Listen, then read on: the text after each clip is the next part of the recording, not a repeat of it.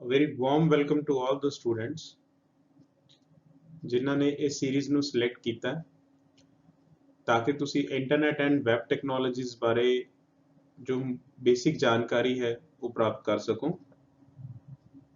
मैं Inderjit Singh Bumrah lecturer information technology सरकारी बहु तकनीकी कॉलेज बठिंडा विखे सेवा निभा रहा हाँ ते इस पूरी लेक्चर सीरीज दे विच ਤੁਹਾਨੂੰ इंटरनेट ते वैब संबंधी बेसिक जानकारी जिमें कि इंटरनेट की है, इंटरनेट दियां एप्लीकेशंस की ने, वैब की है, वैब दे अलग-अलग टूल्स बारे, अलग-अलग एप्लीकेशन सॉफ्टवेयर बारे ਅਤੇ ਇਸੇ ਦੇ ਨਾਲ-ਨਾਲ HTML ਕੀ ਹੈ, ਵੈਬ ਪੇजेस ਕਿੱਦਾਂ ਬਣਾਏ ਜਾ ਸਕਦੇ ਨੇ, ਵੈਬ ਪੇजेस ਨੂੰ ਹੋਰ ਸੁੰਦਰ ਤਰੀਕੇ ਦੇ ਨਾਲ ਕਿਵੇਂ ਬਣਾਇਆ ਜਾ ਸਕਦਾ ਹੈ, ਜਾਵਾਸਕ੍ਰਿਪਟ ਦਾ ਕੀ ਰੋਲ ਹੈ, ਇਹ ਸਾਰੀਆਂ ਚੀਜ਼ਾਂ ਆਪਾਂ ਇਸ ਪੂਰੀ ਸੀਰੀਜ਼ ਦੇ ਵਿੱਚ ਦੇਖਾਂਗੇ।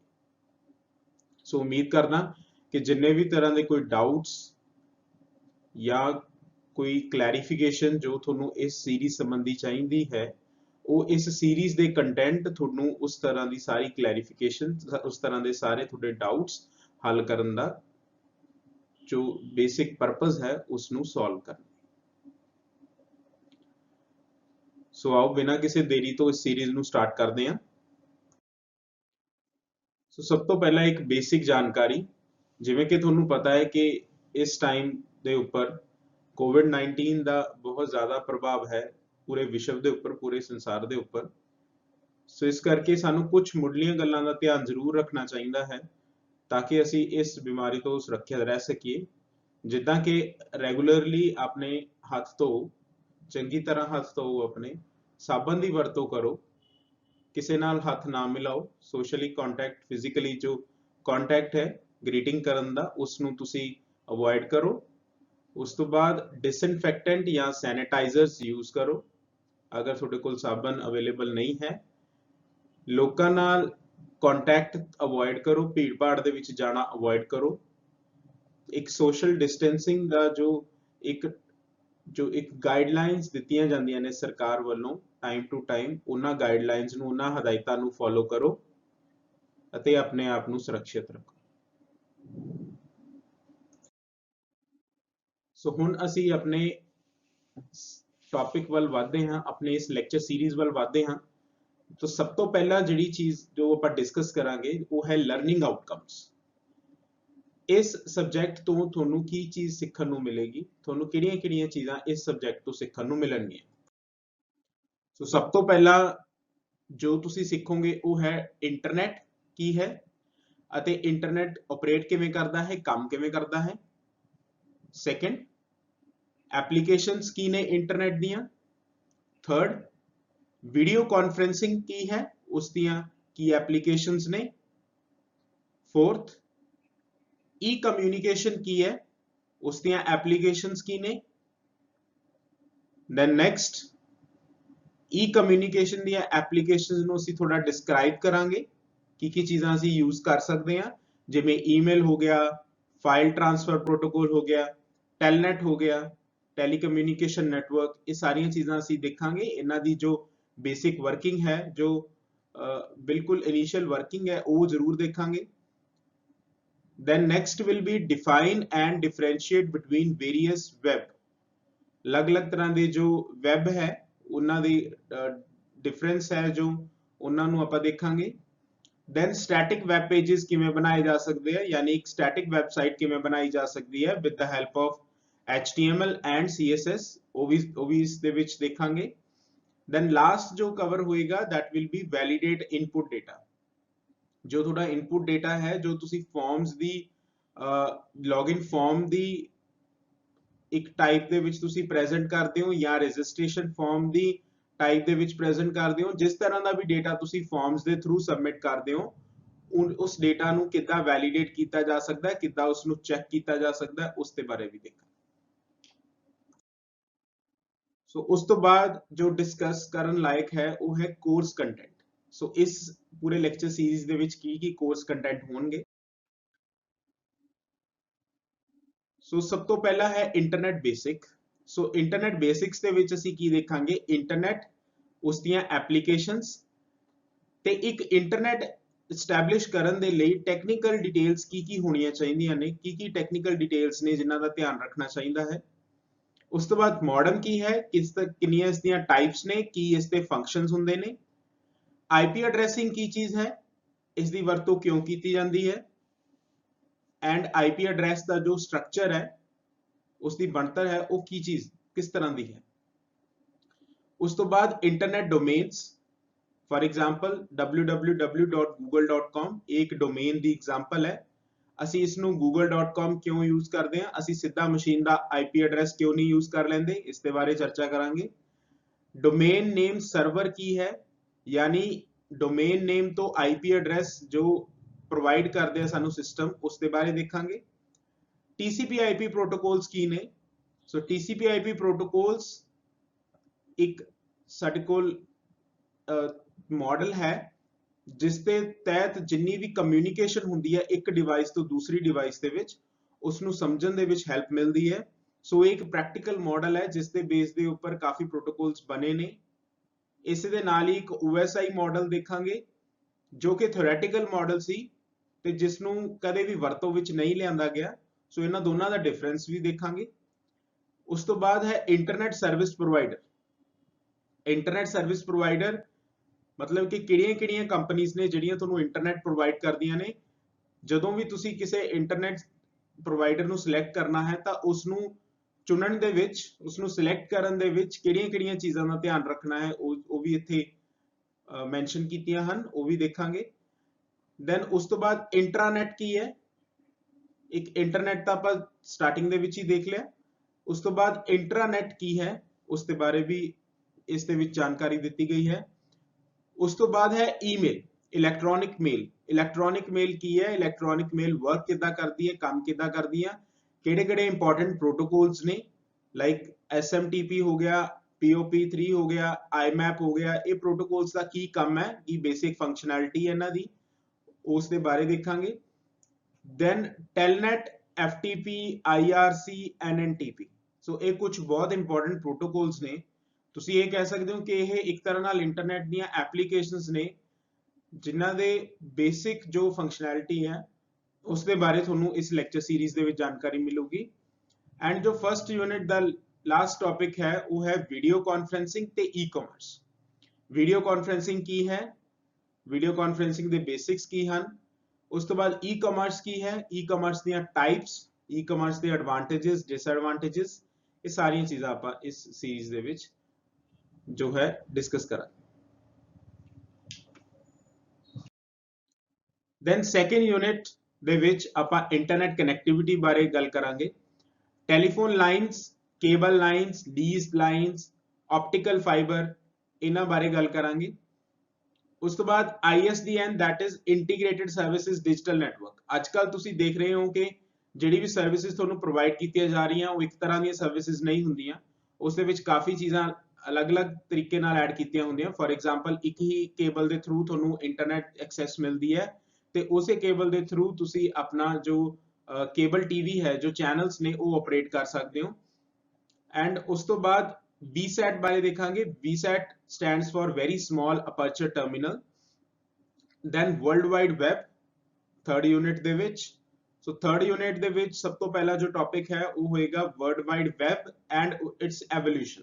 मतलब वर्ल्ड वाइड वेब तक ਅਸੀਂ ਕਿਵੇਂ ਪਹੁੰਚੇ ਆ। ਐਂਡ ਉਸ ਤੋਂ ਬਾਅਦ ਵੈਬ ਪੇजेस ਕੀ ਹੁੰਦੇ ਨੇ, ਵੈਬ ਕੀ ਹੈ, ਪ੍ਰੌਕਸੀ ਸਰਵਰਸ ਕੀ ਨੇ, ਇਹ ਸਾਰੀਆਂ ਚੀਜ਼ਾਂ ਆਪਾਂ ਦੇਖਾਂਗੇ ਵਿਦ ਐਗਜ਼ਾਮਪਲਸ। ਨੈਕਸਟ ਜੋ ਥਰਡ ਯੂਨਿਟ ਦੇ ਵਿੱਚ ਹੋਏਗਾ that will be HTTP versus HTTPS। ਜਦੋਂ ਵੀ ਤੁਸੀਂ ਕੋਈ ਆਨਲਾਈਨ ਟ੍ਰਾਂਜੈਕਸ਼ਨਸ ਕਰਦੇ ਹੋ, ਫॉर एग्जांपल ਫਲਿੱਪਕਾਰਟ ਜਾਂ Amazon ਵੈਬਸਾਈਟ ਦੇ ਉੱਪਰ, ਸੋ ਇਹ ਕੁਝ ਦੋ ਐਗਜ਼ਾਮਪਲਸ ਲਈਆਂ ਨੇ, ਇਦਾਂ ਦੀਆਂ ਹੋਰ ਵੀ ਕਈ ਐਗਜ਼ਾਮਪਲਸ ਹੋ ਸਕਦੀਆਂ ਨੇ।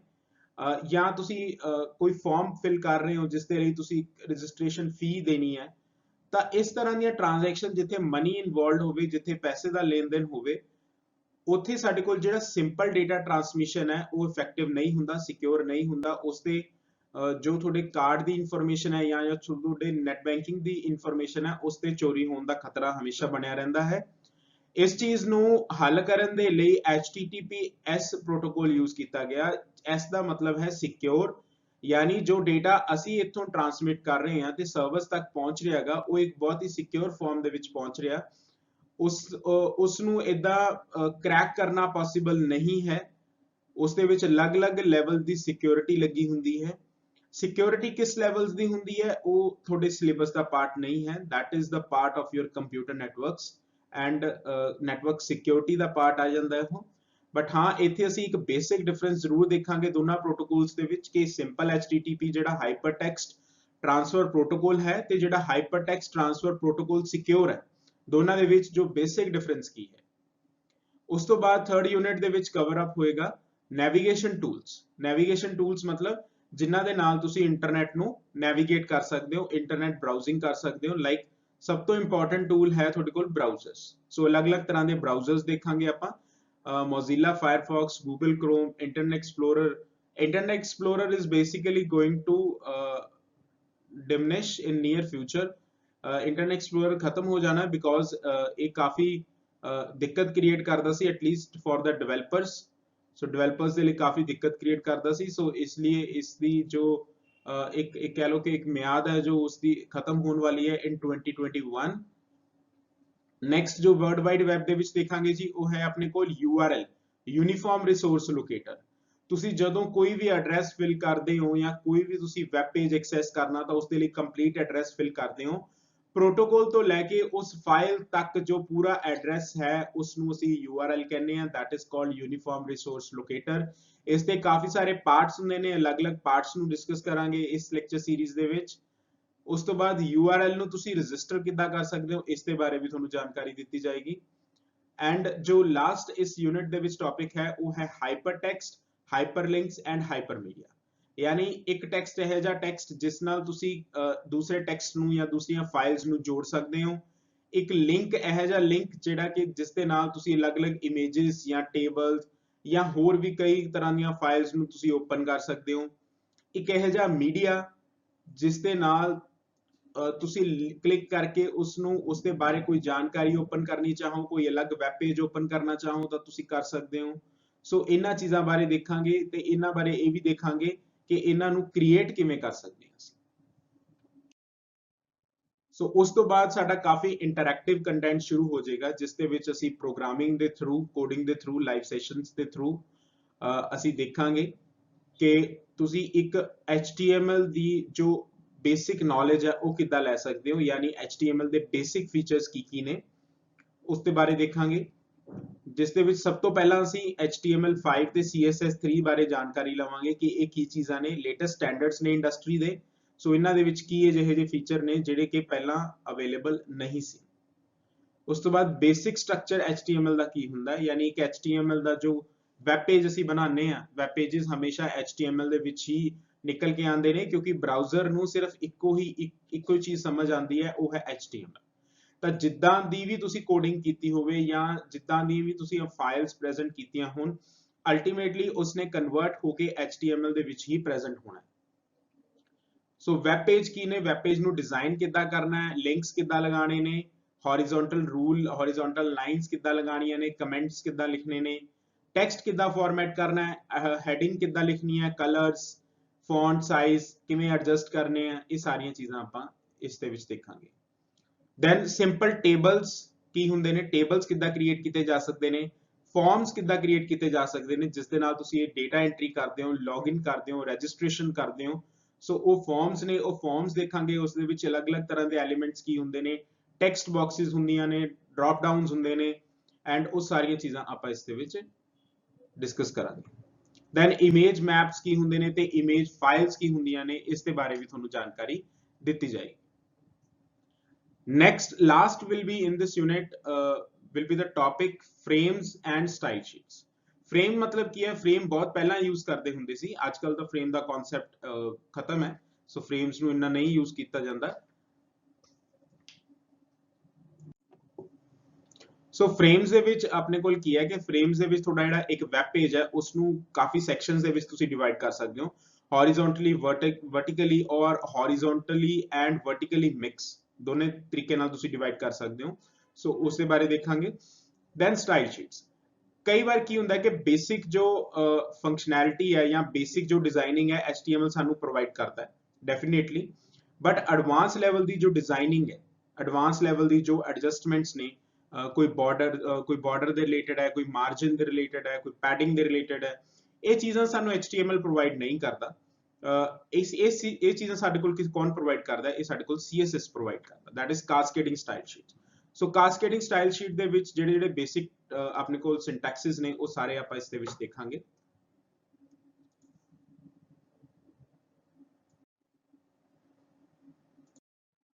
And the last topic in this lecture series will be your JavaScript.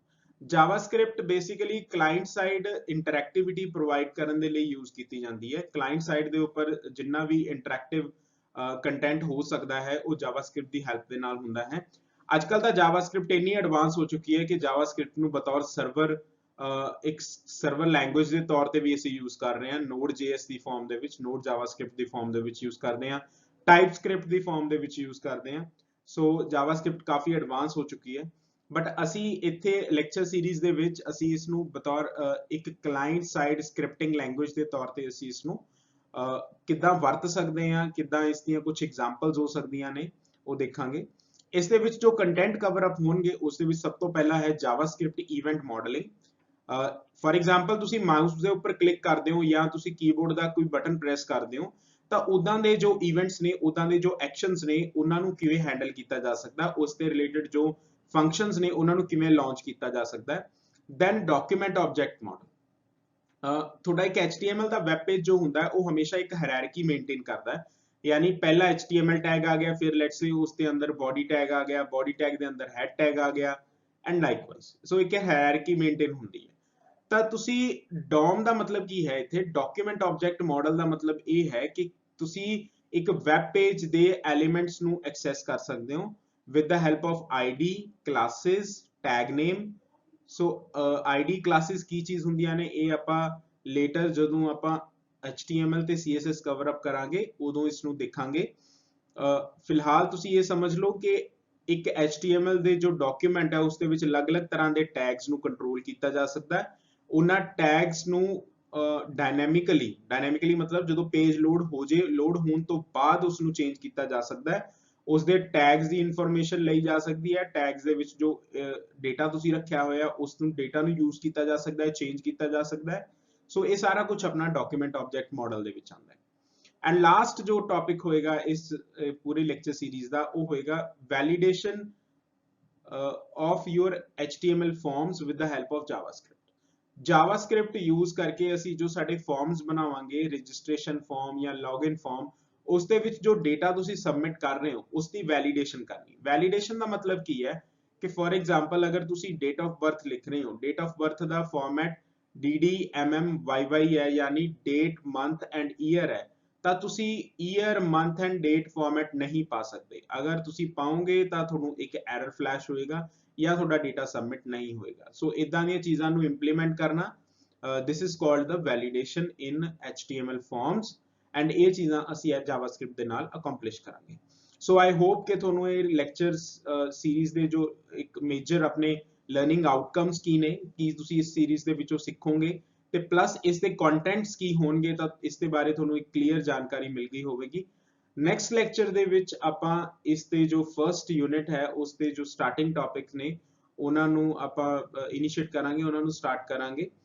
So till then take care and be safe from this pandemic, and ਜੋ ਗਾਈਡਲਾਈਨਸ ਦਿੱਤੀਆਂ ਜਾਂਦੀਆਂ ਨੇ, ਜੋ ਪ੍ਰੀਕਾਸ਼ਨਸ ਨੇ, ਉਹਨਾਂ ਨੂੰ ਪਲੀਜ਼ ਤੁਸੀਂ ਫੋਲੋ ਅਪ ਕਰੋ।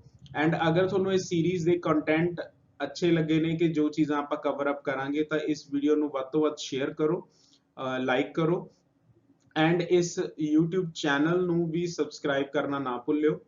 ਐਂਡ ਸਬਸਕ੍ਰਾਈਬ ਕਰਨ ਦੇ ਨਾਲ ਨਾਲ ਇਸ ਤੇ ਇੱਕ ਬੈਲ ਆਈਕਨ ਹੈ ਉਸ ਨੂੰ ਪ੍ਰੈਸ ਕਰਕੇ ਤੁਸੀਂ ਆਲ ਸਿਲੈਕਟ ਕਰ ਸਕਦੇ ਹੋ।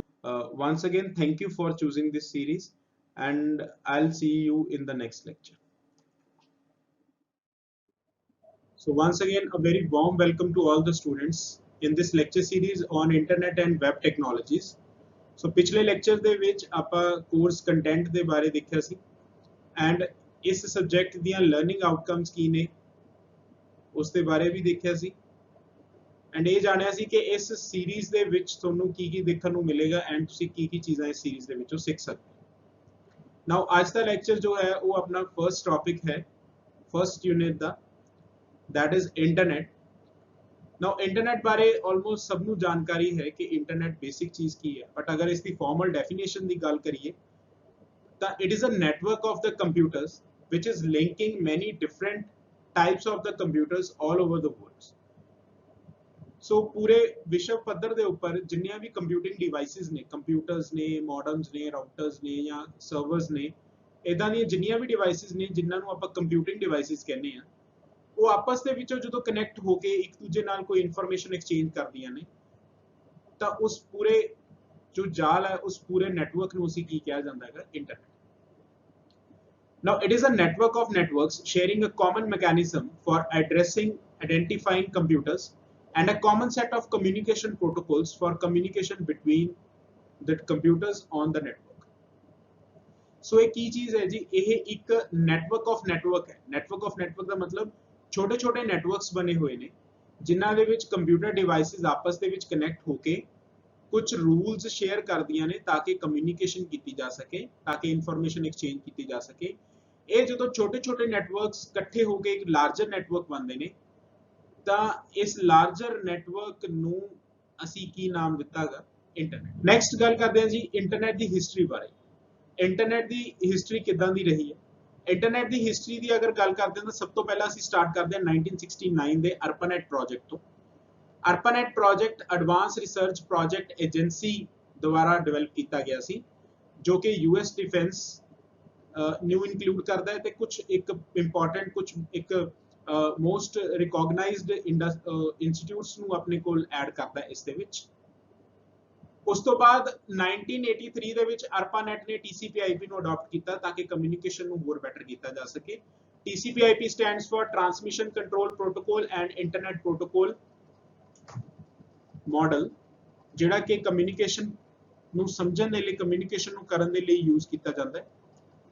दैन 1990s दे विच टिम बर्नर-ली ने WWW नूं इवॉल्व किया।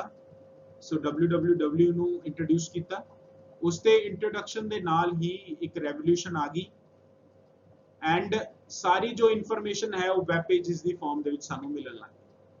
1993 दे विच स्टैटिक वैबसाइट्स अपने कोल निकल के आईयां एंड 1997 दे विच आउंदे आउंदे अपने कोल काफी सारे सर्च इंजन्स आउण लग गए। दैन अगर असी इंटरनेट दी एप्लीकेशंस बारे गल करते हैं तो इंटरनेट दी काफी सारी एप्लीकेशंस असी अज दी डेट देखते हैं। For example stock market updates, जिथों सानू पता लगता है कि किहड़ी कंपनीज दे स्टॉक्स शेयर्स ऊपर जा रहे हैं, थल्ले जा रहे हैं।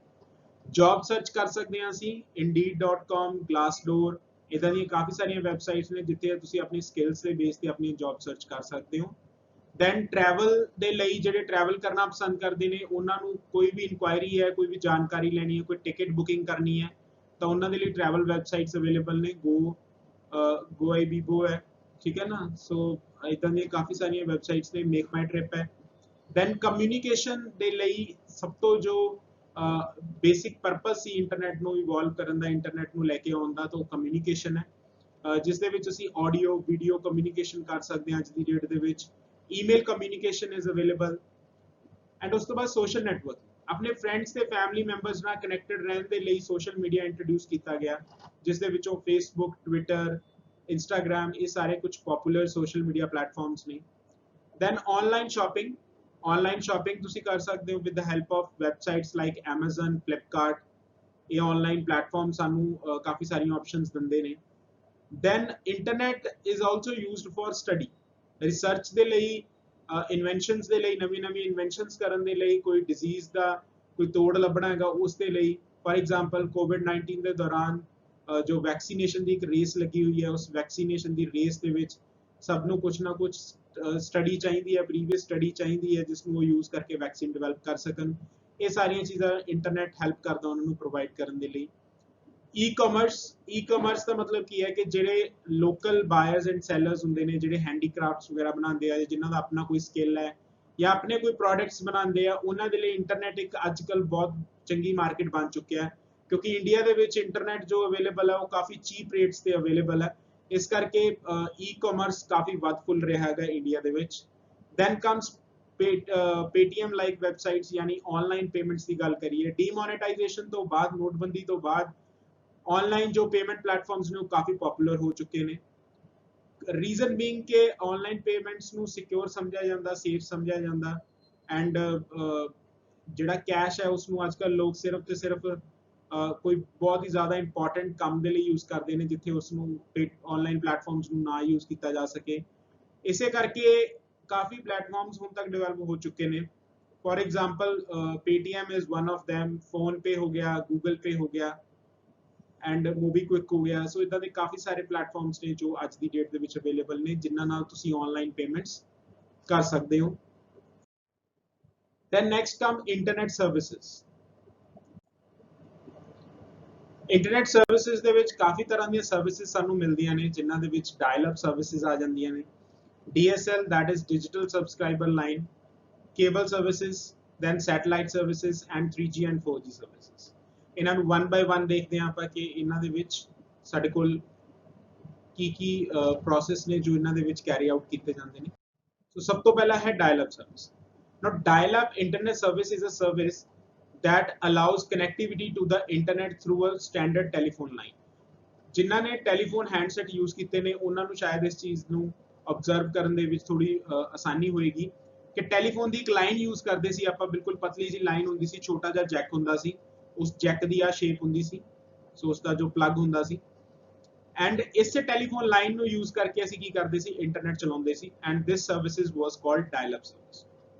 मॉडम इदां दा हुंदा सी कुछ, इस दे विच कनैक्शन सीधा हुंदा सीगा टेलीफोन लाइन दा। सो टेलीफोन लाइन दा कनैक्शन सीधा आंदा सी इत्थे एंड उसे ਨੂੰ ਅਸੀਂ यूज़ करते ਸੀਗੇ। ਉਸ ਤੋਂ ਬਾਅਦ ਇਹ ਮੋਡਮ, ਇਹ ਡਿਵਾਈਸ ਨੂੰ ਅਸੀਂ ਮੋਡਮ ਕਹਿੰਦੇ ਹਾਂ।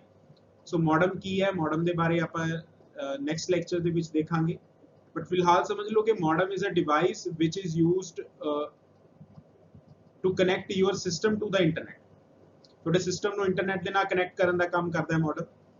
ਸੋ ਇੱਥੇ ਇੱਕ ਡਰਾਬੈਕ ਇਹ ਸੀ ਕਿ ਇੱਥੇ ਲਿਮਿਟੇਸ਼ਨ ਇਹ ਹੁੰਦੀ ਸੀ कि अगर तुसी टेलीफोन लाइन दे नाल इंटरनेट यूज़ कर रहे हो तो टेलीफोन लाइन तुसी फोन कॉल्स करन दे लई ते रिसीव करन दे लई नहीं यूज़ कर सकते सी। सो इक्को ही काम वास्ते फोन लाइन्स नूं वरतिया जांदा सी, या तां इंटरनेट दे लई या टेलीफोन सर्विसेज यूज़ करन दे लई। एंड स्पीड इस दी कंपैरेटिव सब तो घट हुंदी सीगी dial up services. So next is your DSL, that is digital subscriber line. ये इंप्रूवमेंट आई सी अपने को डायल अप मॉडम के उपर।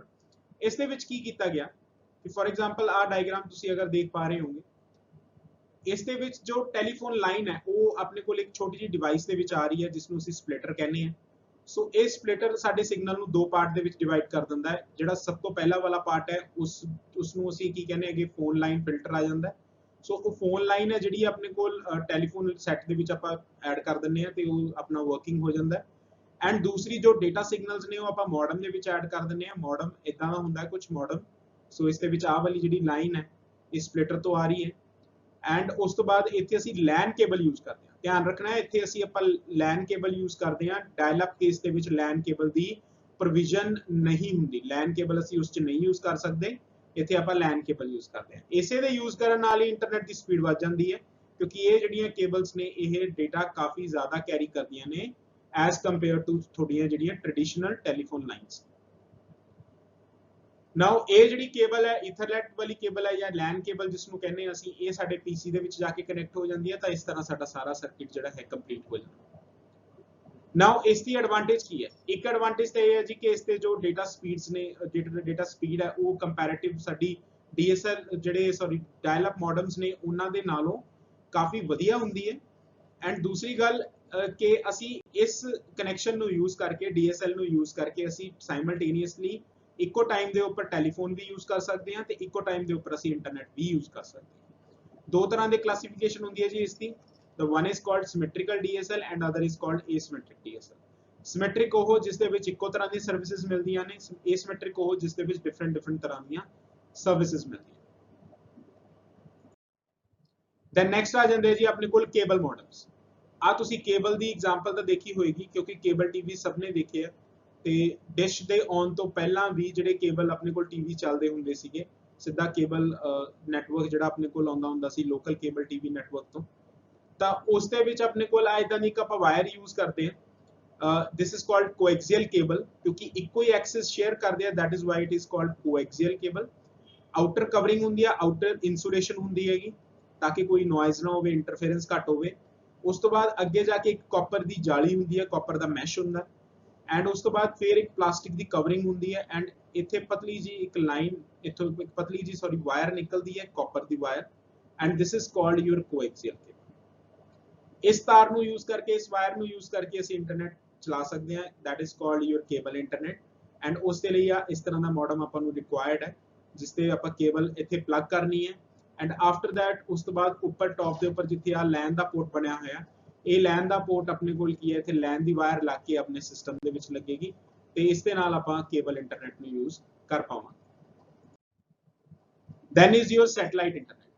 ਕਈ ਕੇਸਿਸ ਦੇ ਵਿੱਚ ਆਪਣੇ ਕੋਲ ਜੋ ਇੰਟਰਨੈਟ ਹੈ ਉਹ ਆਪਾਂ ਸੈਟਲਾਈਟ ਕਮਿਊਨੀਕੇਸ਼ਨ ਦੇ ਥਰੂ ਯੂਜ਼ ਕਰਦੇ ਹਾਂ, ਉੱਥੇ ਸਾਡੇ ਕੋਲ ਸੈਟਲਾਈਟ ਮੋਡਮਸ ਕੰਮ ਕਰਦੇ ਨੇ। ਸੋ ਆਪਣੇ ਕੋਲ ਇਦਾਂ ਦੀਆਂ ਡਿਵਾਈਸਿਸ ਹੋਣ ਜਿਹੜੀਆਂ ਇੰਟਰਨੈਟ ਰੈਡੀ ਹੋਣ, ਜਿਹੜੀਆਂ ਵਾਇਰਲੈਸ ਟ੍ਰਾਂਸਮਿਸ਼ਨ ਰਿਸੀਵ ਕਰ ਸਕਣ, ਸੈਂਡ ਕਰ ਸਕਣ, ਜਿਵੇਂ ਕਿ ਮੋਬਾਈਲ ਹੋ ਗਏ, ਲੈਪਟਾਪਸ ਹੋ ਗਏ, ਜਾਂ ਡੈਸਕਟਾਪ ਦੇ ਵਿੱਚ ਵੀ ਕਈ ਵਾਰ ਆਪਣੇ ਕੋਲ ਵਾਇਰਲੈਸ ਅਡੈਪਟਰਸ ਆ ਜਾਂਦੇ ਨੇ, ਤਾਂ ਉਹ ਤੁਸੀਂ ਉਦਾਂ ਦਾ ਵੀ ਯੂਜ਼ ਕਰ ਸਕਦੇ ਹੋ। ਐਂਡ ਉਸ ਤੋਂ ਬਾਅਦ ਮੋਡਮ ਦੇ ਨਾਲ ਕਨੈਕਟ ਕਰਕੇ ਆਪਾਂ ਸਿਗਨਲ ਸੈਂਡ ਕਰਾਂਗੇ, ਐਂਡ ਇਹ ਸਿਗਨਲ ਸਾਡੇ ਕੋਲ ਸੈਟਲਾਈਟ ਡਿਸ਼ ਰਾਹੀਂ ਜਾਣਗੇ। ਸੈਟਲਾਈਟ ਡਿਸ਼ ਜੋ ਲੱਗੀ ਹੋਈ ਹੈ ਸਾਡੇ ਘਰਾਂ ਦੇ ਵਿੱਚ, ਐਂਡ ਉਸ ਤੋਂ ਬਾਅਦ ਇਹ ਜੋ ਸੈਟਲਾਈਟ ਇਨ ਸਪੇਸ ਹੈ ਉਸ ਨੂੰ ਟ੍ਰਾਂਸਮਿਸ਼ਨ ਕਰਨਗੇ, ਐਂਡ ਇਹ ਟ੍ਰਾਂਸਮਿਸ਼ਨ ਜਿਹੜੀ ਫਰਦਰ ਕਿੱਥੇ ਹੋਏਗੀ, ਜਿੱਥੇ ਸਾਡੇ ਇੰਟਰਨੈਟ ਸਰਵਿਸ ਪ੍ਰੋਵਾਈਡਰਸ ਅਵੇਲੇਬਲ ਨੇ ਜਾਂ ਜਿੱਥੇ ਉਹਨਾਂ ਦੇ ਸਿਸਟਮਸ ਅਵੇਲੇਬਲ, ਉੱਥੋਂ ਫਿਰ ਵਾਪਸ ਸਾਨੂੰ ਸਿਗਨਲਸ ਵਾਪਸ ਆਉਣਗੇ ਸੈਟਲਾਈਟ ਦੇ ਥਰੂ। ਸੈਟਲਾਈਟ ਦੇ ਥਰੂ ਜਿਹੜੇ ਸਿਗਨਲਸ ਨੇ ਉਹ ਡਿਸ਼ ਤੱਕ ਪਹੁੰਚਦੇ ਆ, ਡਿਸ਼ ਰਿਸੀਵ ਕਰਦੀ ਹੈ, ਐਂਡ ਡਿਸ਼ ਫਰਦਰ ਮੋਡਮਸ ਨੂੰ ਦਿੰਦੀ ਹੈ, ਸੈਟਲਾਈਟ ਮੋਡਮ ਨੂੰ, ਐਂਡ ਸੈਟਲਾਈਟ ਮੋਡਮ ਫਿਰ ਸਾਡੀਆਂ ਡਿਵਾਈਸਿਸ ਨੂੰ ਦਿੰਦੇ ਆ। ਇਦਾਂ ਇਹ ਟੂ ਵੇ ਕਮਿਊਨੀਕੇਸ਼ਨ ਜਿਹੜੀ ਹੈਗੀ ਆ ਉਹ carry out. Next is your 3G and 4G, that is third generation and fourth generation internet। ਸੋ ਇਸ ਦੇ ਨਾਲ ਆਪਣੇ ਕੋਲ ਕੀ ਹੁੰਦਾ, ਫੋਰ ਐਗਜ਼ਾਮਪਲ ਅਗਰ ਤੁਸੀਂ ਸਮਾਰਟਫੋਨ ਤੇ ਕੋਈ ਇੱਕ ਟੈਬਲੇਟ ਦੇ ਵਿੱਚ ਕਮਿਊਨੀਕੇਸ਼ਨ ਕਰਨੀ ਹੈ, ਤਾਂ ਉੱਥੇ ਹੁੰਦਾ ਕੀ ਹੈ ਆਪਣੇ ਕੋਲ ਕਿ ਸਮਾਰਟਫੋਨ ਜਿਵੇਂ ਹੈ, ਸਮਾਰਟਫੋਨ ਜਿਹੜਾ ਉਹਨਾਂ ਦਾ ਨੀਅਰੈਸਟ ਬੇਸ ਸਟੇਸ਼ਨ ਹੈ, ਜਿਵੇਂ ਟਾਵਰਸ ਜਿਹੜੇ ਅਵੇਲੇਬਲ ਨੇ ਨੀਅਰੈਸਟ ਬੇਸ ਸਟੇਸ਼ਨਸ, ਉਹਨਾਂ ਦੇ ਥਰੂ ਕੀ ਹੁੰਦਾ ਹੈ, ਇਨਫੋਰਮੇਸ਼ਨ ਐਕਸਚੇਂਜ ਹੁੰਦੀ ਹੈ up till the devices which is available at the destination end। ਸੋ ਜਿਹੜੀਆਂ ਡਿਵਾਈਸਿਸ ਡੈਸਟੀਨੇਸ਼ਨ ਪਾਰਟ ਦੇ ਉੱਪਰ ਪਈਆਂ ਨੇ ਉਹ ਵੀ ਕਿਸੇ ਨਾ ਕਿਸੇ ਐਂਟੀਨਾ ਨਾਲ ਕਨੈਕਟਡ ਹੋਣਗੀਆਂ, ਐਂਡ ਇਹ ਐਂਟੀਨਾ ਤੇ ਜਿਹੜਾ ਬੇਸ ਸਟੇਸ਼ਨ ਹੈ ਇਹ ਦੋਨੇ ਆਪਸ ਦੇ ਵਿੱਚ ਕਮਿਊਨੀਕੇਟ ਕਰਦੇ ਨੇ, ਐਂਡ ਇਹਨਾਂ ਦੀ ਡਿਸਟੈਂਸ ਕਾਫੀ ਹੋ ਸਕਦਾ ਹੈਗਾ, ਆਲ ਓਵਰ ਦਾ ਵਰਲਡ ਹੋ ਸਕਦਾ ਹੈ, ਤਾਂ ਇਸੇ ਕਰਕੇ ਇਸ ਨੂੰ ਕੀ ਕਿਹਾ ਜਾਂਦਾ ਹੈ, internet. So basically internet is nothing, internet is only a exchange of the information which is spread globally। So ਇੱਕ ਮਤਲਬ ਕਹਿ ਲਓ ਕਿ ਨਾ ਕੰਟਰੀ ਦੀਆਂ ਬਾਉਂਡਰੀਜ਼ ਨਹੀਂ ਹੈਗੀਆਂ ਆਪਣੀਆਂ, ਇੱਕ ਕੰਟਰੀ ਤੋਂ ਦੂਸਰੀ ਕੰਟਰੀ ਤੱਕ all over the world information ਜੋ ਇੱਕ ਜਗ੍ਹਾ ਤੋਂ ਦੂਸਰੀ ਜਗ੍ਹਾ ਤੇ ਐਕਸਚੇਂਜ ਹੋ ਰਹੀ ਹੈਗੀ, ਇਸੇ ਪੂਰੇ ਨੈਟਵਰਕ ਨੂੰ ਆਪਾਂ ਕੀ ਕਹਿੰਦੇ ਹੈਗੇ, internet. So then last thing ਜੋ ਆਪਾਂ ਅੱਜ ਡਿਸਕਸ ਕਰਾਂਗੇ, that is your ISP, internet service providers ਕੀ ਹੁੰਦੇ ਨੇ, ਐਂਡ ਇੰਟਰਨੈਟ ਸਰਵਿਸ ਪ੍ਰੋਵਾਈਡਰਸ ਨੂੰ ਕਿੱਦਾਂ ਸਿਲੈਕਟ ਕੀਤਾ ਜਾਏ। ਸਭ ਤੋਂ ਪਹਿਲਾਂ ਤੁਸੀਂ ਇਹ ਦੇਖਣਾ ਕਿ ਤੁਹਾਨੂੰ ਕਨੈਕਸ਼ਨ ਕਿੱਦਾਂ ਦਾ ਚਾਹੀਦਾ ਹੈ, ਵਾਇਰਲੈਸ ਚਾਹੀਦਾ ਜਾਂ ਵਾਇਰਡ ਚਾਹੀਦਾ, ਠੀਕ ਹੈ, DSL ਚਾਹੀਦਾ ਜਾਂ ਡਾਇਲ ਅਪ ਚਾਹੀਦੇ ਆ, ਕਿਉਂਕਿ ਡਾਇਲ ਅਪ ਤਾਂ ਖੈਰ ਅੱਜ ਕੱਲ ਕੋਈ ਯੂਜ਼ ਕਰਦਾ ਨਹੀਂ because of the low speed. ਉਸ ਤੋਂ ਬਾਅਦ ਸੈਕਿੰਡ ਜੋ ਪੈਰਾਮੀਟਰ ਹੋਣਾ ਚਾਹੀਦਾ ਉਹ ਹੈਗਾ ਸਪੀਡ। ਦੇਖੋ ਅੱਜ ਕੱਲ ਜਿੰਨੀਆਂ ਵੀ ਐਪਲੀਕੇਸ਼ਨਸ ਨੇ ਜਾਂ ਜਿੰਨੀਆਂ ਵੀ ਆਪਣੇ ਕੋਲ ਕੋਈ ਗੇਮਿੰਗ ਐਪਲੀਕੇਸ਼ਨਸ ਨੇ ਜਾਂ ਕੋਈ ਮੀਡੀਆ ਐਪਲੀਕੇਸ਼ਨਸ ਨੇ, ਡਾਟਾ ਬਹੁਤ ਜ਼ਿਆਦਾ ਯੂਜ਼ ਕਰਦੀਆਂ ਨੇ, ਤਾਂ ਇਸ ਕਰਕੇ ਸਪੀਡ ਆਪਾਂ ਨੂੰ ਚੰਗੀ ਸਪੀਡ ਚਾਹੀਦੀ ਹੈ, ਚੰਗੀ ਸਪੀਡ ਦੀ ਰਿਕੁਆਇਰਮੈਂਟ ਰਹਿੰਦੀ ਹੈ ਅੱਜ ਦੀ ਡੇਟ ਦੇ ਵਿੱਚ। ਸੋ ਸਪੀਡ ਆਪਣੇ ਅਕੋਰਡਿੰਗਲੀ ਤੁਸੀਂ ਚੂਜ਼ ਕਰਨੀ ਹੈ ਕਿ ਤੁਸੀਂ KBs ਦੇ ਨਾਲ ਸੰਤੁਸ਼ਟ ਹੋ, ਸੈਟਿਸਫਾਈਡ ਹੋ, ਜਾਂ GBs ਦੇ ਨਾਲ ਜਾਂ MBs ਦੇ ਨਾਲ। ਦੈਨ ਉਸ ਤੋਂ ਬਾਅਦ ਅਵੇਲੇਬਿਲਿਟੀ ਮਤਲਬ as soon as you present your application for the internet connection, ਤੁਸੀਂ ਜਿੰਨਾ ਜਲਦੀ ਤੁਹਾਨੂੰ ਇੰਟਰਨੈਟ ਅਵੇਲੇਬਲ ਹੁੰਦਾ ਹੈ ਤੁਸੀਂ ਉਸ ਦੇ ਅਕੋਰਡਿੰਗਲੀ ਜਾ ਸਕਦੇ ਹੋ। ਫॉर ਐਗਜ਼ਾਮਪਲ ਮੰਨ ਲਓ ਕਿ ਮੈਨੂੰ ਤਾਂ ਸਿਰਫ ਲੈਟਸ ਸੇ ਮੇਰੀ ਰਿਕੁਆਇਰਮੈਂਟ ਹੈ ਕਿ ਮੈਨੂੰ ਅੱਜ ਦੇ ਅੱਜ ਇੰਟਰਨੈਟ ਕਨੈਕਸ਼ਨ ਚੱਲਣਾ ਚਾਹੀਦਾ ਜਾਂ ਮੈਕਸਿਮਮ ਟੂ ਮੈਕਸਿਮਮ ਇਨ 1 ਡੇ ਔਰ 2 ਡੇ, ਤਾਂ ਮੈਂ ਮੋਬਾਈਲ ਇੰਟਰਨੈਟ ਦੇ ਨਾਲ ਜਾ ਸਕਦਾ ਕਿਉਂਕਿ ਉਹ ਜਲਦੀ ਐਕਟੀਵੇਟ ਹੋ ਜਾਂਦਾ ਹੈ। ਤੇ ਬ੍ਰੌਡਬੈਂਡ ਦੇ ਕੇਸ ਦੇ ਵਿੱਚ ਥੋੜਾ ਟਾਈਮ ਲੱਗਦਾ, ਐਪਲੀਕੇਸ਼ਨ ਪ੍ਰੋਸੈਸਿੰਗ ਟਾਈਮ ਲੈਂਦੀ ਹੈ, ਤੇ ਇਸ ਕਰਕੇ ਉੱਥੇ ਆਪਾਂ ਉਸ ਅਕੋਰਡਿੰਗਲੀ ਆਪਣੀ ਰਿਕੁਆਇਰਮੈਂਟਸ ਦੇ ਅਕੋਰਡਿੰਗਲੀ ਆਪਾਂ ਮੂਵ ਕਰ ਸਕਦੇ ਹਾਂ। then fourth comes redundancy. redundancy ਦਾ ਮਤਲਬ ਕੀ ਹੈ ਕਿ ਅਗਰ ਇੰਟਰਨੈਟ ਸਰਵਿਸ ਪ੍ਰੋਵਾਈਡਰ ਦਾ ਕੋਈ ਇੱਕ ਸਿਸਟਮ ਫੇਲ ਹੋ ਜਾਂਦਾ ਹੈ ਤਾਂ ਕੀ ਉਸ ਤੇ ਮਲਟੀਪਲ ਸਿਸਟਮਸ ਅਵੇਲੇਬਲ ਨੇ ਜਿਹੜੇ ਤੁਹਾਡੇ ਇੰਟਰਨੈਟ ਨੂੰ ਰੁਕਣ ਨਾ ਦੇਣ, ਯਾਨੀ ਇੰਟਰਨੈਟ ਦੀ ਸਰਵਿਸਿਜ਼ ਅਫੈਕਟ ਨਾ ਹੋਣ। ਤਾਂ ਇਸ ਤਰ੍ਹਾਂ ਦੀ ਅਗਰ ਤੁਹਾਡੀ ਰਿਕੁਆਇਰਮੈਂਟ ਹੈ ਤਾਂ ਤੁਸੀਂ ਉਸ ਅਕੋਰਡਿੰਗਲੀ ਉਸ ਇੰਟਰਨੈਟ ਸਰਵਿਸ ਪ੍ਰੋਵਾਈਡਰ ਨੂੰ ਚੂਜ਼ ਕਰਨਾ ਹੈ। ਸੋ ਕਾਸਟ ਨੈਕਸਟ ਐਲੀਮੈਂਟ ਆ ਜਾਂਦਾ ਜੀ, ਨੈਕਸਟ ਫੈਕਟਰ ਆ ਜਾਂਦਾ, ਬਟ ਸਭ ਤੋਂ ਜ਼ਿਆਦਾ ਇੰਪੋਰਟੈਂਟ ਫੈਕਟਰ ਕਾਸਟ ਆ ਜਾਂਦਾ ਹੈ। ਅਗਰ ਤੁਹਾਡੇ ਕੋਲ ਤੁਹਾਡੀ ਰਿਕੁਆਇਰਮੈਂਟ ਬਹੁਤ ਘੱਟ ਹੈ ਤਾਂ ਫਿਰ ਤੁਹਾਨੂੰ ਕੋਈ ਅਨਨੈਸੈਸਰੀ ਪੈਸੇ ਵੇਸਟ ਕਰਨ ਦੀ ਰਿਕੁਆਇਰਮੈਂਟ ਨਹੀਂ ਹੈ ਜਾਂ ਲੋੜ ਨਹੀਂ ਹੈ। ਤਾਂ ਇਸ ਕਰਕੇ ਆਪਣੇ ਬਜਟ ਦੇ ਅਕੋਰਡਿੰਗਲੀ ਵੀ ਦੇਖਣਾ ਹੈ ਕਿ ਤੁਹਾਡਾ ਬਜਟ ਕੀ ਅਲਾਉ ਕਰਦਾ ਹੈ ਤੇ ਤੁਹਾਨੂੰ ਕਿਸ ਤਰ੍ਹਾਂ ਦੀਆਂ ਸਰਵਿਸਿਜ਼ ਕਿੰਨੇ ਕੁ ਇਫੈਕਟਿਵ ਰੇਟ ਦੇ ਵਿੱਚ ਮਿਲ ਜਾਂਦੀਆਂ। ਸੋ ਇਹ ਕੁਝ ਕੰਪੋਨੈਂਟਸ ਨੇ, ਇਹ ਜ਼ਰੂਰ ਧਿਆਨ ਦੇ ਵਿੱਚ ਰੱਖਣੇ ਆ ਜਦੋਂ ਵੀ ਆਪਣਾ ਇੰਟਰਨੈਟ ਸਰਵਿਸ ਪ੍ਰੋਵਾਈਡਰ ਤੁਸੀਂ ਸਿਲੈਕਟ ਕਰਨਾ ਹੈ। ਨੈਕਸਟ ਲੈਕਚਰ ਦੇ ਵਿੱਚ ਆਪਾਂ ਦੇਖਾਂਗੇ ਹਾਰਡਵੇਅਰ ਰਿਕੁਆਇਰਮੈਂਟਸ ਬਾਰੇ। ਮੋਡਮ ਤੇ ਰਾਊਟਰ ਕੀ ਹੁੰਦੇ ਨੇ, ਮੋਡਮ ਰਾਊਟਰ ਦਾ ਡਿਫਰੈਂਸ ਕੀ ਹੈ, ਇੱਥੋਂ ਆਪਾਂ ਸ਼ੁਰੂਆਤ ਕਰਾਂਗੇ ਐਂਡ ਜੋ ਬਾਕੀ ਦੇ ਟੌਪਿਕਸ ਹੈਗੇ ਆਪਾਂ 1 ਬਾਈ 1 ਲੈਕਚਰਸ ਦੇ ਵਿੱਚ ਡਿਸਕਸ ਕਰਦੇ ਜਾਵਾਂਗੇ। ਸੋ ਟਿਲ ਦੈਨ ਅਗਰ ਤੁਹਾਨੂੰ ਇਹ ਵੀਡੀਓ ਪਸੰਦ ਆਈ ਹੈ ਤਾਂ ਇਸ ਵੀਡੀਓ ਨੂੰ ਲਾਈਕ ਕਰੋ ਐਂਡ ਸ਼ੇਅਰ ਕਰੋ ਐਂਡ ਆਪਣੇ ਬਾਕੀ ਫਰੈਂਡਸ ਨਾਲ ਇਸ ਨੂੰ ਸ਼ੇਅਰ ਕਰੋ ਤਾਂ ਕਿ ਉਹ ਵੀ ਇਸ ਦੇ ਵਿੱਚੋਂ ਜੋ ਇੰਪੋਰਟੈਂਟ ਕੋਈ ਇਨਫੋਰਮੇਸ਼ਨ ਹੈ ਉਸ ਨੂੰ ਯੂਜ਼ ਕਰ ਸਕਣ ਐਂਡ ਆਪਣੀ ਪ੍ਰੈਪਰੇਸ਼ਨਸ ਦੇ ਵਿੱਚ ਵੀ ਤੁਸੀਂ ਇਸ ਨੂੰ ਯੂਜ਼ ਕਰ ਸਕੋ for your examination purpose also. and also if you had not subscribed to this channel, ਅਗਰ ਤੁਸੀਂ ਹਜੇ ਤੱਕ ਇਸ ਚੈਨਲ ਨੂੰ ਸਬਸਕ੍ਰਾਈਬ ਨਹੀਂ ਕੀਤਾ ਤਾਂ ਕਾਈਂਡਲੀ ਇਸ ਨੂੰ ਸਬਸਕ੍ਰਾਈਬ ਕਰੋ ਤਾਂ ਕਿ ਇਦਾਂ ਦੀ ਇਨਫੋਰਮੇਸ਼ਨਲ ਕੰਟੈਂਟ ਤੁਹਾਨੂੰ ਮਿਲਦਾ ਰਹੇ। ਸੋ ਇਹਨਾਂ ਵਰਡਸ ਦੇ ਨਾਲ ਮੈਂ ਇਸ ਲੈਕਚਰ ਨੂੰ ਇੱਥੇ ਹੀ ਐਂਡ ਕਰਦਾ। ਸੋ ਨੈਕਸਟ ਲੈਕਚਰ ਦੇ ਵਿੱਚ ਆਪਾਂ ਹਾਰਡਵੇਅਰ ਰਿਕੁਆਇਰਮੈਂਟਸ ਦੇ ਬਾਰੇ ਗੱਲ ਕਰਾਂਗੇ। So till then take care and be safe. Welcome once again students in the lecture series on internet and web technologies। ਇਸ ਸੀਰੀਜ਼ ਦੇ ਤੀਸਰੇ ਲੈਕਚਰ ਦੇ ਵਿੱਚ ਆਪਾਂ ਹਾਰਡਵੇਅਰ ਰਿਕੁਆਇਰਮੈਂਟਸ ਦੇ ਬਾਰੇ ਗੱਲ ਕਰਾਂਗੇ। ਮੋਡਮ ਐਂਡ ਰਾਊਟਰ ਦੋ ਡਿਵਾਈਸਿਸ ਇਸ ਤਰ੍ਹਾਂ ਦੀਆਂ ਹਨ ਜਿਨ੍ਹਾਂ ਦਾ ਇੰਟਰਨੈਟ ਕਨੈਕਸ਼ਨ ਐਸਟੈਬਲਿਸ਼ ਕਰਨ ਅਤੇ ਉਸ ਨੂੰ ਮੇਨਟੇਨ ਕਰਨ ਦੇ ਵਿੱਚ ਬਹੁਤ ਇੰਪੋਰਟੈਂਟ ਰੋਲ ਹੈ। ਸਭ ਤੋਂ ਪਹਿਲਾਂ ਅਸੀਂ ਮੋਡਮ ਤੇ ਰਾਊਟਰ ਦੇ ਡਿਫਰੈਂਸਸ ਦੇਖਾਂਗੇ ਤਾਂ ਕਿ ਤੁਹਾਨੂੰ ਇਹਨਾਂ ਦੋਨਾਂ ਡਿਵਾਈਸਿਸ ਦੇ ਵਿੱਚ ਕੋਈ ਕਨਫਿਊਜ਼ਨ ਨਾ ਰਹੇ। ਸੋ ਸਟਾਰਟ ਕਰਦੇ ਹਾਂ ਇਹਨਾਂ ਦੋਨਾਂ ਡਿਵਾਈਸਿਸ ਦੇ ਡਿਫਰੈਂਸਸ ਨਾਲ। ਸਭ ਤੋਂ ਪਹਿਲਾਂ ਗੱਲ ਕਰੀਏ modem. So modem is a device which performs both modulation and demodulation of the signals. Modem ਇੱਕ ਅਜਿਹੀ ਡਿਵਾਈਸ ਹੈ ਜਿਹੜੀ ਕਿ ਮੋਡੂਲੇਸ਼ਨ ਤੇ ਡੀਮੋਡੂਲੇਸ਼ਨ ਦਾ ਕੰਮ ਕਰਦੀ ਹੈ। ਹੁਣ modulation is a process of converting your digital signal into analog signal। ਜਿਵੇਂ ਕਿ ਤੁਹਾਨੂੰ ਪਤਾ ਹੈ ਕਿ ਤੁਹਾਡੇ ਕੰਪਿਊਟਰ ਸਿਸਟਮਸ ਹਮੇਸ਼ਾ ਡਿਜੀਟਲ ਸਿਗਨਲਸ 'ਚ ਡੀਲ ਕਰਦੇ ਨੇ ਤੇ ਮੋਡਮ ਦੇ ਨਾਲ ਜੋ ਟੈਲੀਫੋਨ ਲਾਈਨ ਕਨੈਕਟਡ ਹੁੰਦੀ ਹੈ ਉਹ ਐਨਾਲੌਗ ਸਿਗਨਲਸ 'ਚ ਡੀਲ ਕਰਦੀ ਹੈ। ਸੋ ਇਸ ਕਰਕੇ ਡਿਜੀਟਲ ਟੂ ਐਨਾਲੌਗ ਸਿਗਨਲਸ ਨੂੰ ਕਨਵਰਟ ਕਰਨ ਦੇ ਪ੍ਰੋਸੈਸ ਨੂੰ ਮੋਡੂਲੇਸ਼ਨ ਕਿਹਾ ਜਾਂਦਾ ਹੈ। ਐਂਡ ਇਸੇ ਤਰ੍ਹਾਂ ਜਦੋਂ ਰਿਸੀਵਿੰਗ ਸਾਈਡ ਦੇ ਉੱਪਰ ਮੋਡਮ ਨੇ ਐਨਾਲੌਗ ਸਿਗਨਲ ਰਿਸੀਵ ਕਰਕੇ ਉਸ ਨੂੰ ਡਿਜੀਟਲ 'ਚ ਕਨਵਰਟ ਕਰਨਾ ਹੁੰਦਾ ਤਾਂ ਉਸ ਨੂੰ ਅਸੀਂ ਡੀਮੋਡੂਲੇਸ਼ਨ ਕਹਿੰਦੇ। So modulation is conversion from digital to analogue and demodulation is conversion from analog to digital।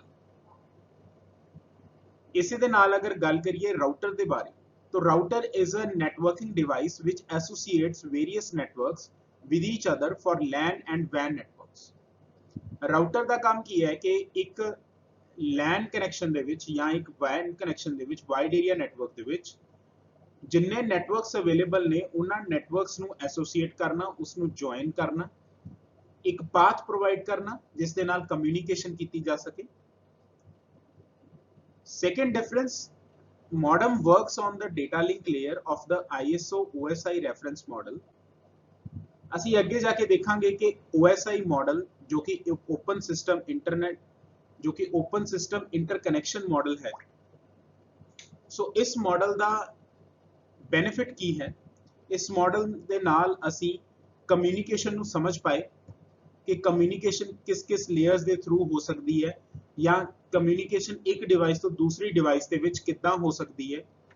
ਪਰ ਕਿਉਂਕਿ ਇਹ ਥਿਓਰੈਟੀਕਲ ਮਾਡਲ ਸੀ ਇਸ ਕਰਕੇ ਇਸ ਨੂੰ ਕਦੇ ਵੀ ਯੂਜ਼ ਨਹੀਂ ਕੀਤਾ ਗਿਆ, ਉਸ ਦੀਆਂ ਆਪਣੀਆਂ ਲਿਮਿਟੇਸ਼ਨਸ ਸੀ।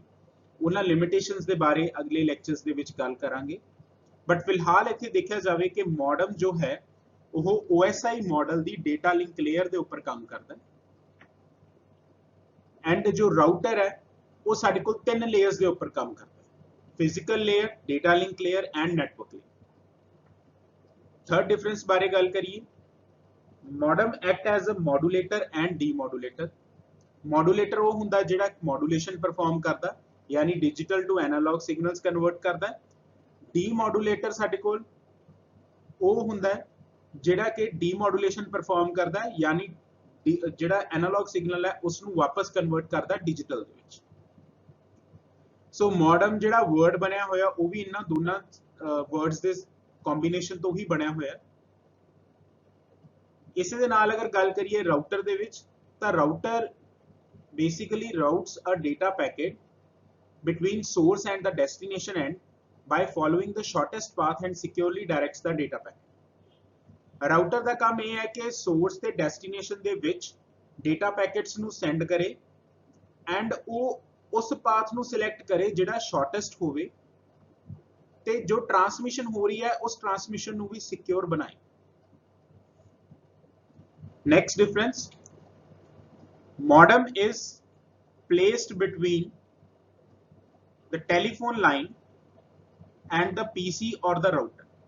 modem ਨੂੰ ਹਮੇਸ਼ਾ ਟੈਲੀਫੋਨ ਲਾਈਨ ਤੇ PC ਜਾਂ ਰਾਊਟਰ ਦੇ ਵਿਚਾਲੇ ਰੱਖਿਆ ਜਾਂਦਾ ਹੈ।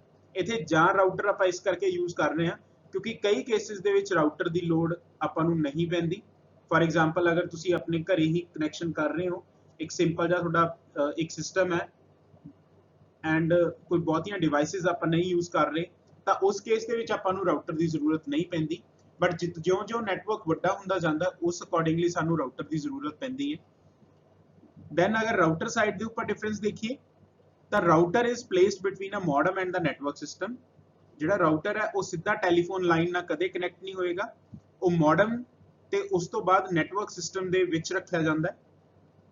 ਮੋਡਮ ਦੀਆਂ ਟਾਈਪਸ ਦੀਆਂ ਗੱਲ ਕਰੀਏ ਤਾਂ ਮੋਡਮ ਦੀਆਂ ਜਨਰਲੀ 4 ਟਾਈਪਸ ਆਪਾਂ ਡਿਸਕਸ ਕਰਦੇ ਹਾਂ, ਬਟ ਕੁਝ ਟਾਈਪਸ ਟੈਕਨੋਲੋਜੀ ਐਡਵਾਂਸਮੈਂਟ ਦੇ ਨਾਲ-ਨਾਲ ਐਡ ਹੁੰਦੀਆਂ ਰਹਿੰਦੀਆਂ ਨੇ। ਸੋ ਫਸਟ ਜੋ ਟਾਈਪ ਹੈ ਉਹ ਹੈ ਡਾਇਲ ਅਪ ਮੋਡਮ, ਜਿਸ ਦੇ ਵਿੱਚ ਕੱਲੀਆਂ ਟੈਲੀਫੋਨ ਲਾਈਨਸ ਯੂਜ਼ ਕੀਤੀਆਂ ਜਾਂਦੀਆਂ ਨੇ। ਸੈਕੰਡ ਟਾਈਪ ਹੈ DSL ਮੋਡਮ, ਜਿਸ ਨੂੰ ਡਿਜੀਟਲ ਸਬਸਕ੍ਰਾਈਬਰ ਲਾਈਨ ਵੀ ਕਿਹਾ ਜਾਂਦਾ ਹੈ ਤੇ ਇਸ ਨੂੰ ਬ੍ਰੌਡਬੈਂਡ ਮੋਡਮ ਦੇ ਨਾਮ ਨਾਲ ਜਾਣਿਆ ਜਾਂਦਾ ਹੈ। ਤੀਸਰਾ ਜੋ ਹੈ ਉਹ ਹੈ ਕੇਬਲ ਮੋਡਮ, ਜੋ ਕੋਐਕਸੀਅਲ ਕੇਬਲਸ ਯੂਜ਼ ਕਰਦਾ ਹੈ। ਚੌਥਾ ਹੈ ਮੋਬਾਈਲ ਬ੍ਰੌਡਬੈਂਡ ਮੋਡਮ, ਜਿਵੇਂ ਕਿ ਡੋਂਗਲ ਵਗੈਰਾ ਅਸੀਂ ਯੂਜ਼ ਕਰਦੇ ਹਾਂ। ਐਂਡ ਇਸ ਦੇ ਨਾਲ-ਨਾਲ ਇੱਕ ਮੋਡਮ ਹੋਰ ਵੀ ਪਪੂਲਰ ਹੋਇਆ with the introduction of your optical fibre. Optical fibre ਦੇ ਆਉਣ ਦੇ ਨਾਲ ਇੱਕ ਮੋਡਮ ਹੋਰ ਪਪੂਲਰ ਹੋਇਆ which uses the optical fiber, and that is optical fiber modem।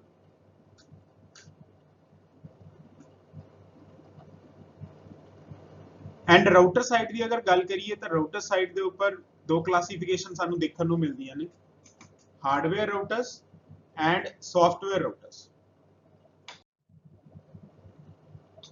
ਇਸ ਡਾਇਗਰਾਮ ਦੇ ਵਿੱਚ ਤੁਸੀਂ ਦੇਖ ਪਾ ਰਹੇ ਹੋ ਕਿ ਜਿਹੜਾ ਮੋਡਮ ਹੈ ਉਹ ਇੰਟਰਨੈਟ ਤੇ ਰਾਊਟਰ ਦੇ ਵਿਚਾਲੇ ਰੱਖਿਆ ਜਾਂਦਾ ਹੈ ਐਂਡ ਜੋ ਰਾਊਟਰ ਹੈ ਉਹ ਮੋਡਮ ਤੇ ਜਿੰਨੇ ਵੀ ਤੁਹਾਡੇ ਨੈਟਵਰਕ ਸਿਸਟਮ ਦੇ ਵਿੱਚ ਡਿਵਾਈਸਿਸ ਨੇ ਉਹਨਾਂ ਦੇ ਵਿਚਾਲੇ ਰੱਖਿਆ ਜਾਂਦਾ।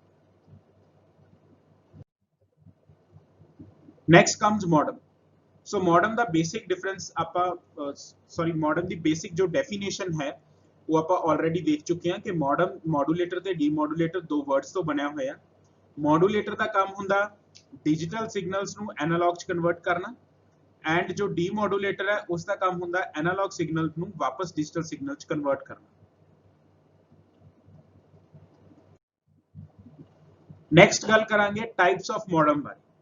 ਸੋ ਮੋਡਮ ਦੀਆਂ ਕਿੰਨੀਆਂ ਟਾਈਪਸ ਹੋ ਸਕਦੀਆਂ ਨੇ? ਮੋਡਮ ਨੂੰ ਤਿੰਨ ਤਰ੍ਹਾਂ ਨਾਲ ਕਲਾਸੀਫਾਈ ਕੀਤਾ ਜਾ ਸਕਦਾ ਹੈ। ਸਭ ਤੋਂ ਪਹਿਲਾ ਹੈ ਡਾਇਰੈਕਸ਼ਨਲ ਕੈਪੈਸਿਟੀ, ਯਾਨੀ ਉਸ ਦੀ ਡਾਇਰੈਕਸ਼ਨ ਕੀ ਹੋਏਗੀ। ਸੋ ਉਸ accordingly full duplex modem and half duplex modem ਹੋ ਸਕਦੇ ਆ। ਫੁੱਲ ਡੁਪਲੈਕਸ ਦਾ ਮਤਲਬ ਕੀ ਹੈ ਕਿ ਮੋਡਮ ਡੇਟਾ ਸੈਂਡ ਵੀ ਕਰ ਸਕੇਗਾ, ਰਿਸੀਵ ਵੀ ਕਰ ਸਕੇਗਾ ਸਾਈਮਲਟੇਨੀਅਸਲੀ ਇੱਕੋ ਹੀ ਟਾਈਮ ਦੇ ਉੱਪਰ। ਹਾਫ ਡੁਪਲੈਕਸ ਦਾ ਮਤਲਬ ਕੀ ਹੁੰਦਾ ਕਿ ਮੋਡਮ ਸੈਂਡ ਕਰ ਸਕੇਗਾ ਜਾਂ ਰਿਸੀਵ ਕਰ ਸਕੇਗਾ ਇੱਕ ਟਾਈਮ ਦੇ ਉੱਪਰ। Otherwise modem send and receive ਦੋਨੇ ਕਰ ਸਕੇਗਾ ਬਟ ਇੱਕ ਟਾਈਮ ਦੇ ਉੱਪਰ ਇੱਕ ਫੰਕਸ਼ਨ ਪਰਫਾਰਮ ਕਰ ਸਕੇਗਾ। Then location of modem. Modem ਦੀ ਲੋਕੇਸ਼ਨ ਕੀ ਹੈ? ਮੋਡਮ ਐਕਸਟਰਨਲ ਹੈ, ਬਾਹਰ ਇੱਕ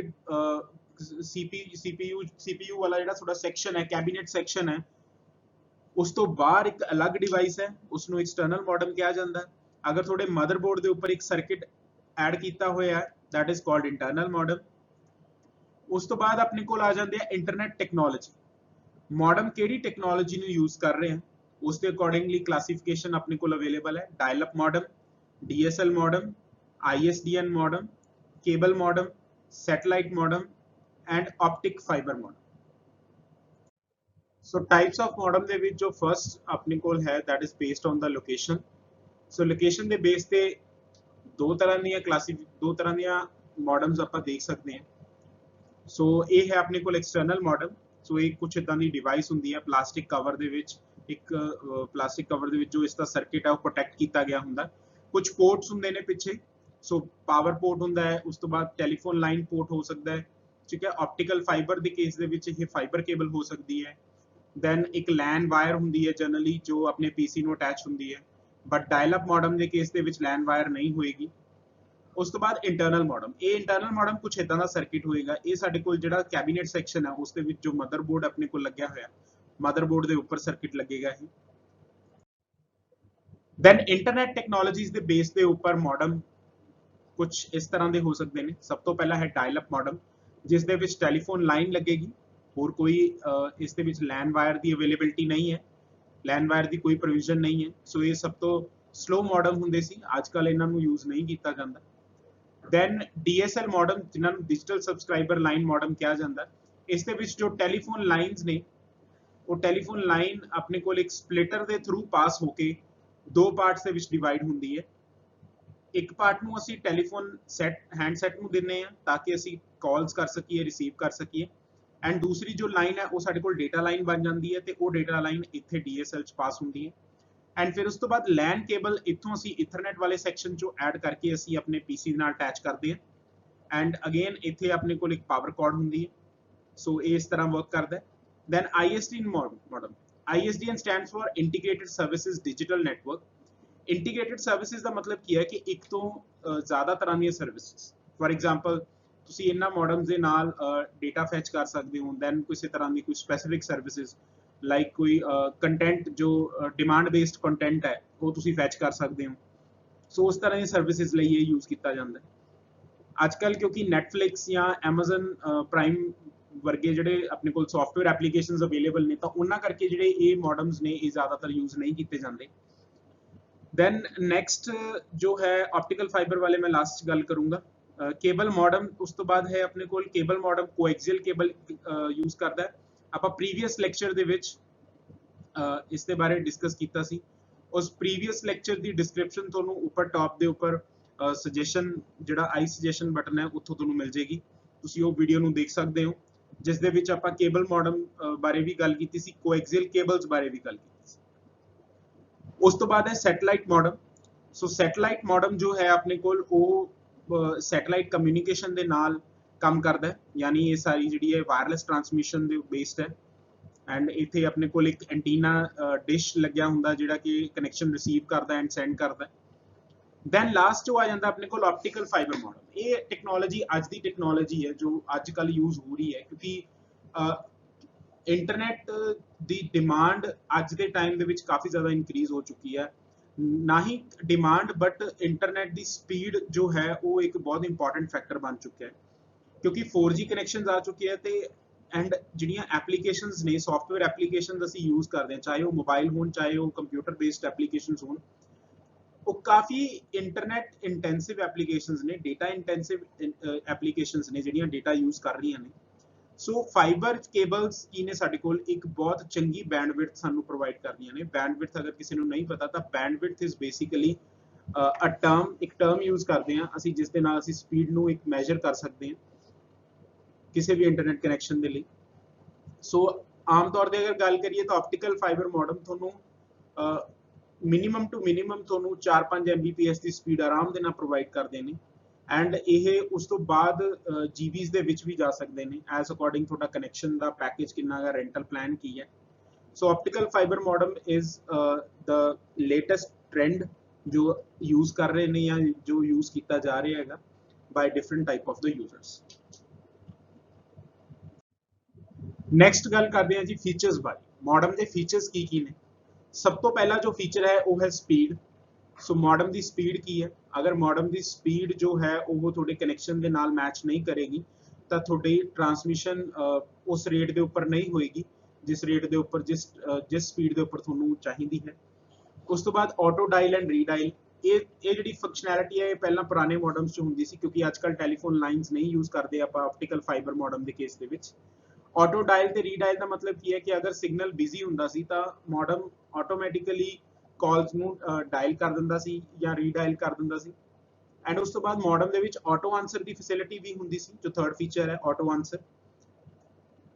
and next is self testing. Self testing का मतलब की है कि मॉडम ऑटोमैटिकली सैल्फ कुछ चैक कर लेंदा सी, कनैक्शन वगैरह चैक करता सी कि कनैक्शन थोड़ी कनैक्शन की जो स्पीड है या कोई कनैक्शन की आपां कह लीए कि स्ट्रेंथ है वो किस तरह की है, उसके लिए कोई टेस्टिंग जो टेस्ट केसिस चलाने ने वो मॉडम ऑटोमैटिकली चला लेंदा है।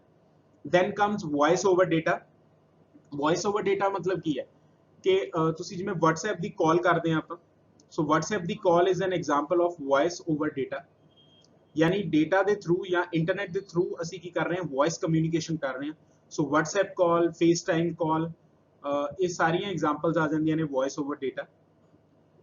दैन मॉडम दी सिंक्रोनस ते एसिंक्रोनस ट्रांसमिशन, जो लास्ट फीचर है सिंक्रोनस एसिंक्रोनस ट्रांसमिशन का मतलब की है। सिंक्रोनस का मतलब है जी कि फॉर एग्जाम्पल मैं एज अ सेंडर कुछ डेटा ट्रांसमिट कर रहे हैं and someone is there to receive the data, कोई रिसीविंग एंड ते भी अवेलेबल है, तो साडे दोनों के विचकार हर टाइम कम्यूनिकेशन होंदी रहेगी स्टार्टिंग तो लैके एंड तक, ताकि हर एक पैकेट का एक हिसाब रखा जा सके कि कदों स्टार्ट होया, कदों रिसीव होया, फिर एक्नॉलेजमेंट वापस आई कि हाँ जी रिसीव हो गया पैकेट।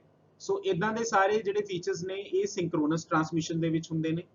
बट कई बार सानू इदां दी भी कंडीशंस चाहिए होंदियां ने या इदां दी सानू रिक्वायरमेंट होंदी है कि जिस दे विच असीं जस्ट एक डेटा ट्रांसमिट कर रहे हैं ਤੇ ਉਹ ਡੇਟਾ ਆਟੋਮੈਟਿਕਲੀ ਜਾ ਕੇ ਕਿਸੇ ਬਫਰ ਸਟੋਰੇਜ ਦੇ ਵਿੱਚ ਸਟੋਰ ਹੋ ਰਿਹਾ ਐਂਡ ਜਦੋਂ ਹੀ ਰਿਸੀਵਰ ਨੂੰ ਰਿਕੁਆਇਰਮੈਂਟ ਹੈ ਤਾਂ ਉਸ ਤੋਂ ਡੇਟਾ ਪਿਕ ਕਰਕੇ ਉਸ ਨੂੰ ਯੂਜ਼ ਕਰ ਸਕੇ।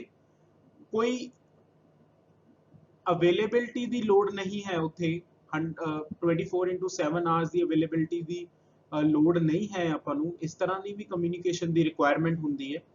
ਤਾਂ ਉਸ ਤਰ੍ਹਾਂ ਦੀ ਕਮਿਊਨੀਕੇਸ਼ਨ ਦੇ ਵਿੱਚ ਅਸੀਂ ਏਸਿੰਕ੍ਰੋਨਸ ਟਰਾਂਸਮਿਸ਼ਨ ਯੂਜ਼ ਕਰਦੇ ਹਾਂ।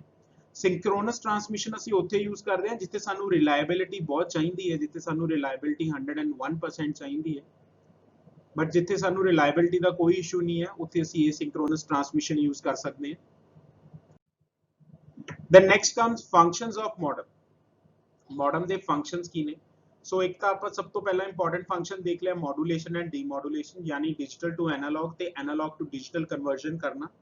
ਉਸ ਤੋਂ ਬਾਅਦ ਕਿਉਂਕਿ ਅੱਜ ਕੱਲ ਦੇ ਜੋ ਮੋਡਮ ਆਪਾਂ ਯੂਜ਼ ਕਰਦੇ ਆ ਉਹਨਾਂ ਦੇ ਵਿੱਚ ਇੰਟਰਨੈਟ ਦੀ ਸਪੀਡ ਦੀ ਕੋਈ ਇਦਾਂ ਦੀ ਰਿਕੁਆਇਰਮੈਂਟ ਦੀ ਕੋਈ ਕਮੀ ਨਹੀਂ ਹੈ, ਹਰ ਇੱਕ ਤਰ੍ਹਾਂ ਦੀ ਸਪੀਡ ਆਪਾਂ ਨੂੰ ਮਿਲਦੀ ਹੈ, KBs, MBs, GBs। ਬਟ ਜਿਹੜੇ ਪੁਰਾਣੇ ਮੋਡਮ ਹੁੰਦੇ ਸੀ ਉਹਨਾਂ ਦੇ ਵਿੱਚ ਸਪੀਡ ਦਾ ਬਹੁਤ ਇਸ਼ੂ ਰਹਿੰਦਾ ਸੀ ਐਂਡ ਡੇਟਾ ਪਲਾਨਸ ਕਾਫੀ ਮਹਿੰਗੇ ਹੁੰਦੇ ਸੀ। ਉੱਥੇ ਆਪਾਂ ਨੂੰ ਡੇਟਾ ਕੰਪਰੈਸ਼ਨ ਦੀ ਵੀ ਲੋੜ ਪੈਂਦੀ ਸੀ ਤਾਂ ਕਿ ਜਦੋਂ ਇੱਕ ਡਿਵਾਈਸ ਤੋਂ ਦੂਸਰੀ ਡਿਵਾਈਸ ਤੱਕ ਆਪਾਂ ਡੇਟਾ ਸੈਂਡ ਕਰ ਰਹੇ ਹਾਂ ਤਾਂ ਉਹ ਕੰਪਰੈਸ ਫਾਰਮ 'ਚ ਜਾਵੇ ਤਾਂ ਕਿ ਸਪੀਡ ਜਿਹੜੀ ਹੈਗੀ ਆ ਉਹ ਇਸ਼ੂ ਨਾ ਬਣੇ। ਉਸ ਤੋਂ ਬਾਅਦ ਹੈ ਐਰਰ ਕਰੈਕਸ਼ਨ। ਮੋਡਮ ਕਿਉਂਕਿ ਡੇਟਾ ਸੈਂਡ ਕਰਦਾ ਹੈਗਾ, data in the farm of packets ਜਿਹੜਾ ਹੈ ਆਪਣੇ ਕੋਲ ਸੈਂਡ ਹੁੰਦਾ ਹੈਗਾ, ਤਾਂ ਜਿਹੜਾ ਡੇਟਾ ਹੈ ਉਸ ਦੇ ਵਿੱਚ ਕਈ ਵਾਰ ਕੁਝ ਐਰਰ ਆ ਜਾਂਦੇ ਆ, ਕੁਝ ਗਲਤੀਆਂ ਆ ਜਾਂਦੀਆਂ ਨੇ, ਤਾਂ ਕਿ ਜੋ ਤੁਸੀਂ ਡੇਟਾ ਭੇਜਿਆ ਹੈਗਾ ਹੋ ਸਕਦਾ ਹੈ ਉਹ ਡੇਟਾ ਰਿਸੀਵਰ ਨੂੰ ਉਦਾਂ ਦਾ ਨਾ ਮਿਲੇ। ਤਾਂ ਮੋਡਮ ਦਾ ਕੰਮ ਇਹ ਵੀ ਹੈ ਕਿ ਉਸ ਡੇਟਾ ਦੇ ਵਿੱਚ ਜੋ ਐਰਰ ਆਇਆ ਹੈ ਉਸ ਨੂੰ ਆਇਡੈਂਟੀਫਾਈ ਕਰੇ ਤੇ ਉਸ ਨੂੰ ਕਰੈਕਟ ਕਰੇ। ਐਂਡ ਲਾਸਟ ਹੈ ਜੋ ਉਹ ਹੈ ਫਲੋ ਕੰਟਰੋਲ। ਫਲੋ ਕੰਟਰੋਲ ਦਾ ਮਤਲਬ ਹੈ ਕਿ ਜਿਹੜਾ ਡੇਟਾ ਦਾ ਬਹਾਵ ਹੈ ਉਸ ਨੂੰ ਕੰਟਰੋਲ ਕਰੇ, ਕਿੰਨੇ ਪੈਕੇਟ ਸੈਂਡ ਹੋ ਗਏ, ਕਿੰਨੇ ਰਿਸੀਵ ਹੋਣੇ ਬਾਕੀ ਹੈ, ਉਸ ਦਾ ਫਲੋ ਰੱਖੇ, ਉਸ ਦਾ ਇੱਕ ਕੰਟਰੋਲ ਰੱਖੇ ਐਂਡ ਉਸ ਦਾ ਇੱਕ ਕਿਸੇ ਨਾ ਕਿਸੇ ਸਾਈਡ ਦੇ ਉੱਪਰ ਰਿਕਾਰਡ ਰੱਖੇ। ਸਿੰਕਰੋਨਸ ਟਰਾਂਸਮਿਸ਼ਨ ਦੇ ਕੇਸ ਦੇ ਵਿੱਚ ਇਹ ਰਿਕਾਰਡ 1 to 1 ਚੱਲੇਗਾ, ਪੂਰਾ ਕੱਟ ਟੂ ਕੱਟ ਚੱਲੇਗਾ, यानी सेंडर सिग्नल देगा डेटा सेंड करने के लिए, रिसीवर करेगा रिसीव करने के लिए, फिर सेंडर सेंड करेगा 1 बाइट जो डेटा है, उसके बाद रिसीवर रिसीव करेगा, फिर उसकी एक्नॉलेजमेंट देगा हाँ जी मैनू डेटा रिसीव हो गया। सो सिंक्रोनस च तो 1 to 1 चलेगा। बट ईवन एसिंक्रोनस ट्रांसमिशन के विच भी इस चीज़ का ध्यान रखना जरूरी है कि जिन्नी कैपेसिटी या जिन्नी स्टोरेज रिसीवर को अवेलेबल है उस तो वध के डेटा ना ट्रांसमिट हो जाए, क्योंकि अगर उस तो वध के डेटा ट्रांसमिट होया तो डेटा जिहड़ा है ओवरफ्लो हो जाएगा, यानी वो पैकेट सारे की है लॉस हो जाएंगे, उन्होंने दोबारा फिर सेंड करना पड़ेगा, दोबारा फिर उन्ना काम परफॉर्म करना पड़ेगा। सो ये सारे सी functions of modem. I hope modem ਦੇ related, modem the basic types, modem the definition, modem the purpose, modem ਤੇ router the difference, features of the modem and functions of the modem. So I hope ਕਿ clear ਹੋ ਗਏ ਹੋਣਗੇ. So next lecture ਦੇ ਵਿੱਚ ਅਸੀਂ IP addresses ਬਾਰੇ ਗੱਲ ਕਰਾਂਗੇ. Until then, take care and be safe.